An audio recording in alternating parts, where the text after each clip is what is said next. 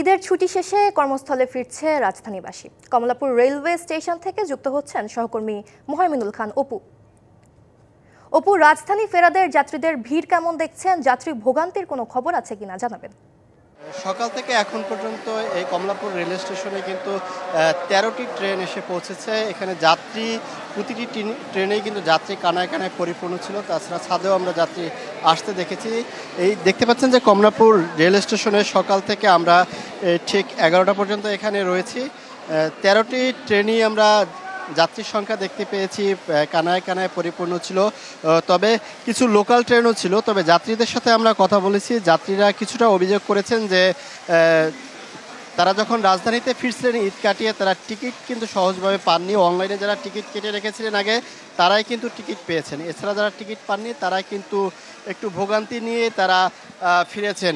এছাড়া যদি দেখাতে চাই যে কমলাপুর রেল স্টেশনে এখন যে একটি ট্রেন এসে পৌঁছেছে, যাত্রীরা কিন্তু তাদের নিজ নিজ গন্তব্যে যাচ্ছেন। এছাড়া যারা আজকে কমলাপুর রেল স্টেশন থেকে যাবে, কমলাপুর রেল স্টেশন থেকেও কিন্তু বিভিন্ন প্রান্তে লোকজন কিন্তু আজকে যাচ্ছে। ঈদের ছুটি যারা পাননি তারা কিন্তু ছুটি কাটাতে যাচ্ছেন।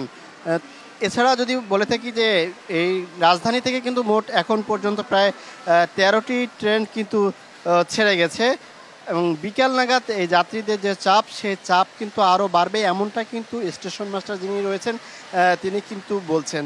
তো এখন পর্যন্ত এছাড়া তো সরকার থেকে যাত্রীদের উদ্দেশ্যে রেল কর্তৃপক্ষ বলেছেন যে যেহেতু করোনা সংক্রমণ বৃদ্ধি পেয়েছে, সেই ক্ষেত্রে কিন্তু মাস্ক পরার যে বিষয়টি বলা হচ্ছে, সেক্ষেত্রে অধিকাংশ যাত্রীদের ক্ষেত্রে কিন্তু আমরা মাস্ক পরতে দেখছি না এবং রেল স্টেশনের কর্তৃপক্ষ কিন্তু এই বিষয়টি তদারকি করতে আমরা দেখিনি। অপু, ধন্যবাদ আপনাকে। বিশ্বমানের থার্মিক্স রড, সালাম স্টিল থার্মিক্স, দেশের একমাত্র থার্মিক্স রড।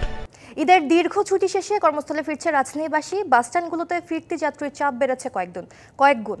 এ নিয়ে আরও খবর জানাতে রাজধানীর সায়দাবাদ বাস টার্মিনাল থেকে যুক্ত হচ্ছেন সহকর্মী মাহফুজা বৃষ্টি। যাত্রীর চাপ কেমন দেখছেন? বাড়তি ভাড়া নেওয়ার কোনো অভিযোগ আছে কিনা জানাবেন।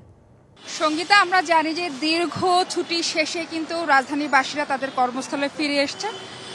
আস্তে আস্তে আসছে। গত 3 দিন ধরেই কিন্তু এই যাত্রীরা বিভিন্ন জায়গা থেকে তাদের গন্তব্য চলে আসছেন।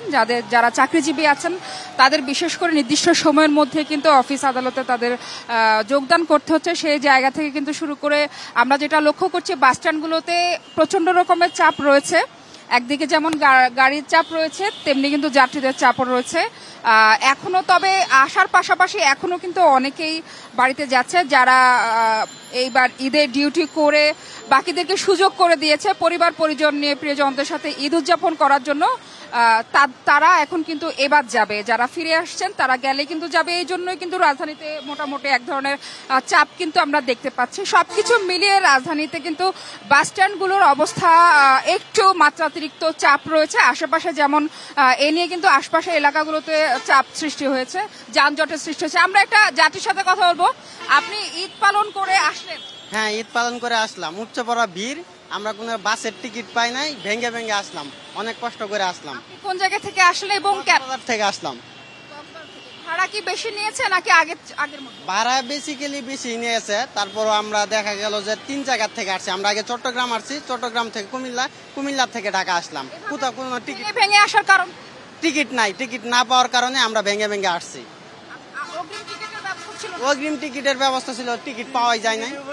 একটা জায়গায় টিকিট নাই, টিকিট না থাকার কারণে আমরা ভেঙে এসেছি। ধন্যবাদ আপনাকে। সঙ্গীতা, যেমনটা শুনছিলেন যে এই ভিন্ন কাহিনীও কিন্তু আছে। রাস্তায় কিন্তু টিকিট কাউন্টারগুলোতে টিকিট না পাওয়ার কারণে ফিরতি পথে কিন্তু অনেক যাত্রীদেরই অসুবিধা হচ্ছে। তারা কিন্তু নানান রকম সমস্যায় পড়ছেন এবং যে রাস্তা তাতে কিন্তু দীর্ঘ যানজট পেরিয়ে প্রায় 15-16 ঘন্টা 17 ঘন্টা অনেকে কিন্তু জ্যামে থেকে তারপর রাজধানীতে ফিরতে পারছে। সঙ্গীতা, বাস স্ট্যান্ড থেকে এই ছিল আমার কাছে আজকের মতো।